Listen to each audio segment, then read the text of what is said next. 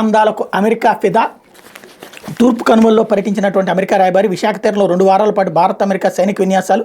ఈ నెల 18 నుంచి కొనసాగుతున్న త్రివిధ దళాల విన్యాసాలు. తూర్పు కనుమల్లో అమెరికా రాయబారి ప్రతినిధులు ఎరిక్ గార్జెటీ తదితరులు ఆదివారం పర్యటించారు. విశాఖలోని కైలాసగిరి, ఆర్కే బీచ్తో పాటు అరకు పరిసరాలను పచ్చదనం ప్రకృతి ఒడిలో అక్కడి ప్రజల జీవన విధానం చూసి ముగ్ధులయ్యారన్నటువంటి వార్తని హైలైట్ చేశారు. ఇకపోతే ఎల్లో కల్లోలం అంటూ ఇక మొత్తం తెలుగుదేశం పార్టీ అంతా గందరగోళంగా ఉందని చూపించేటటువంటి ప్రయత్నం సాక్షి ద్వారా వైసీపీ చేస్తుంది. ఇకపోతే ఆంధ్రజ్యోతి అస్మదీయుడికి అదిరేటి ఆఫర్. కాకినాడ వైసీపీ అభ్యర్థి చలమలశెట్టి సునీల్ కుటుంబ కంపెనీకి భారీ భూసంతర్పణ. 5 ఏళ్లలో గ్రీన్ కోక్ 7,047 ఎకరాలు, అందులో 1985 ఎకరాలకు కోడ్కి ఒక్కరోజు ముందు జీవోలు.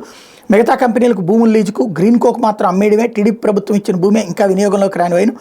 6 ఏళ్ళు అవుతున్నా కాంక్రీట్ పనులు కాలేదు. అయినా 1000 ఎకరాలు దోచిపెట్టిన సర్కార్. CM special secretary Duvvuri Krishna గతంలో గ్రీన్ కోతో అనుబంధం, కంపెనీకి వెనుముకగా ఐఏఎస్ అంటూ ఓవరాల్గా భూసంతర్పణ చేస్తున్నారు. నిన్న ఇండోసోల్, నేడు గ్రీన్ కో గుట్టురట్టు అంటూ జగన్ సర్కార్ అస్మదీ కంపెనీలకు అడ్డగోడుగా భూములు దోచిపెడుతోంది. సీఎం జగన్కి అత్యంత సన్నిహితుడు పులివెందుల వాసి విశ్వేశ్వరరెడ్డికి చెందిన ఇండోసోల్కి వేలాది ఎకరాలు దారాదత్తం చేయగా తాజాగా మరో భూభాగత్వం వెలుగులోకి వచ్చింది. ఇండోసోల్కు నామమాత్రపు ధరకు భూములు లీజుకిస్తే గ్రీన్ కో కంపెనీకి చౌకధరకే వేలాది ఎకరాలు అమ్మేసింది. గ్రీన్ కోకు జగన్ సర్కార్ అతి తక్కువ ధరకు ఎందుకు అమ్ముతోందంటే ఈ కంపెనీ వైసీపీ నాయకుడు చలమలశెట్టి సునీల్ కుటుంబానికి చెందింది కావడమే. అంతేగాక మరో కారణం కూడా ఉంది.